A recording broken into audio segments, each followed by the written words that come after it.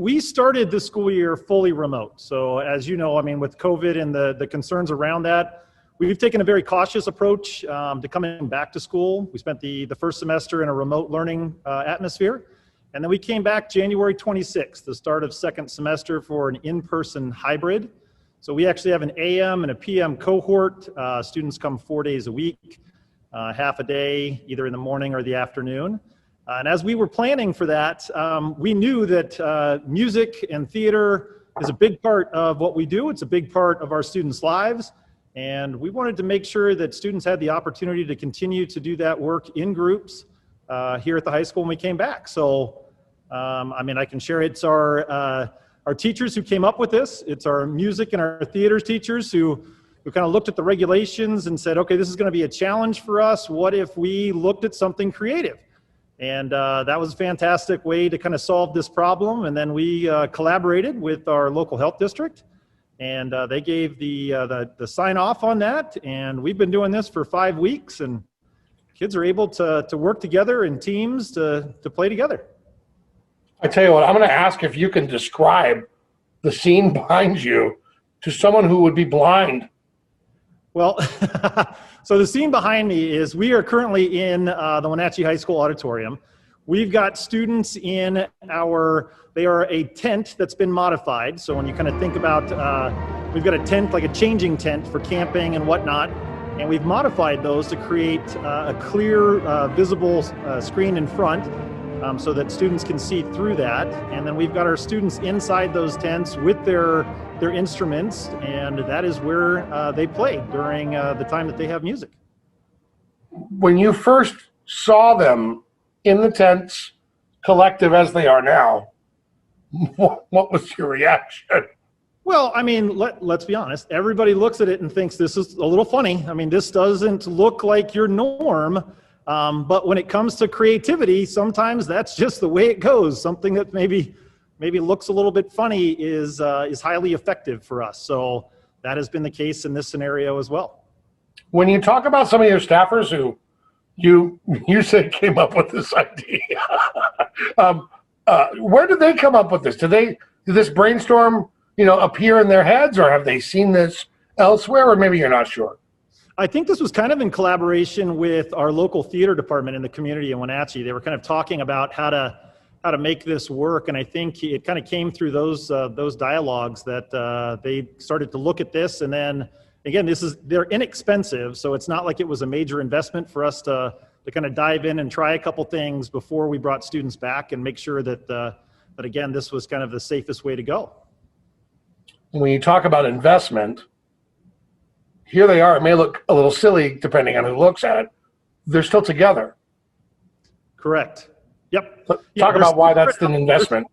Yeah, I mean, they're still spread out by 6 feet, but when you take a look at the fact that we've got a number of students able to play together, and we have a large music program. I mean, we have a very large marching band. We've got a mariachi program. We've got a fantastic choir program.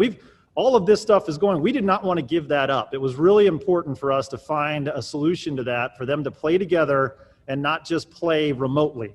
That was the other side of that. Like this. Right, exactly. Across Zoom. You got it. This gets pretty old, doesn't it?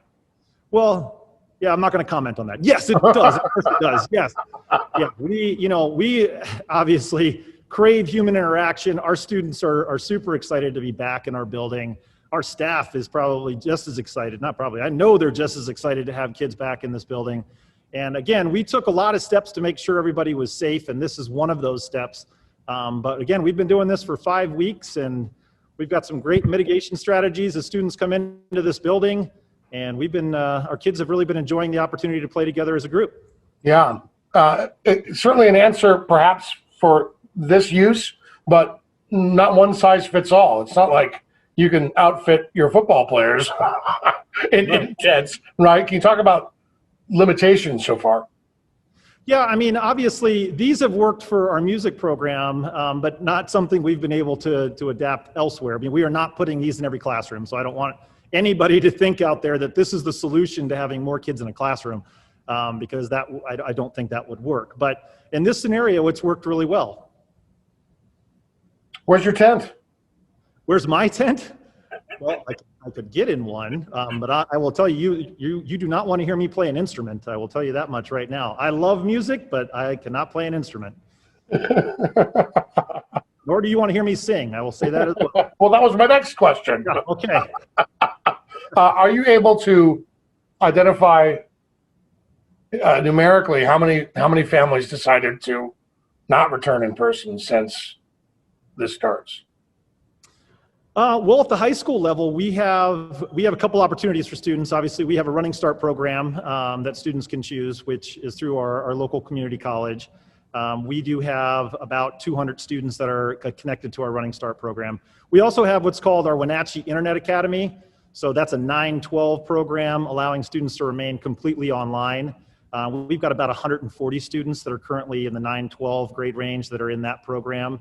And then everybody else is back here in the building. So our cohorts, the way they break down, we have about 900 students that come in the morning and then close to 900 students that come in the afternoon. So all things said, it sounds similar to what, 2018-19? No, it's not. I wouldn't say it's similar to 2018-19 in terms of. I'm sorry, I meant in population, like size of the student body. Yeah, we're close to around 2,000 students, a little over 2,000 students in total enrollment for our 9-12 here at the high school. So yeah, the enrollment itself is about the same. We're just spread out a little bit more. Holy smoke! You're describing it in really positive terms, because why? Help explain to our viewers why you might view this as a real positive step. Well, I mean, when you think about this school year, I mean, this year, it's been a challenge in education. There's no question about that. I mean, we have taken one approach at a time to try and get kids back into this building. And I would think across the state, I think those same conversations are happening. I mean, it is to make sure everybody is safe, both the students and the adults. It's a lot of work. I mean, it's a whole lot of planning. And there's things that you can't always plan for. But when it comes together and we're able to get students back into this building and they're able to interact with each other, it's made a huge difference. It's made a huge difference, I think, on the social and emotional well-being of our students, the social and emotional well-being of our staff, the engagement level of our students. Being back in this building 4 days a week has been incredible for everybody. Because school without the fella sitting next door right there isn't really school, is it?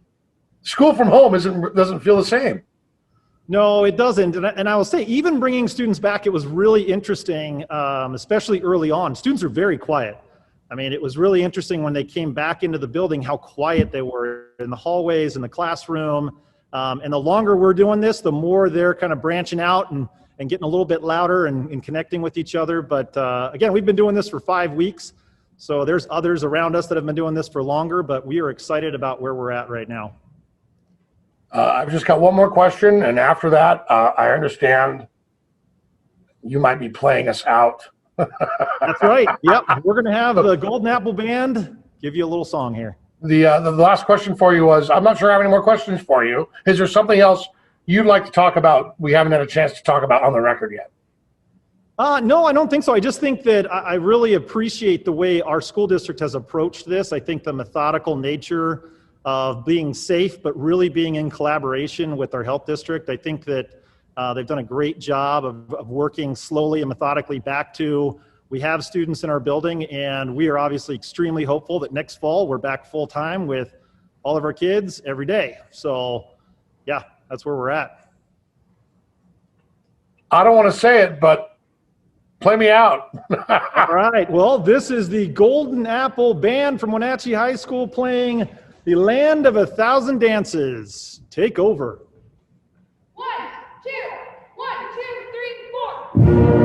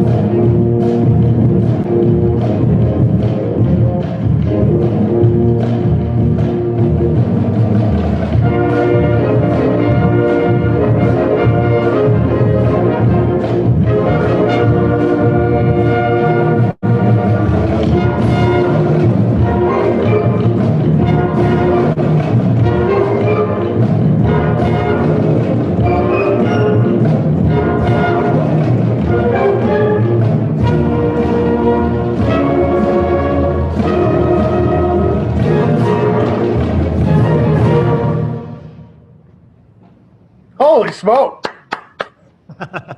I feel I'm so privileged, right? Thank you for the show. Well done, everyone.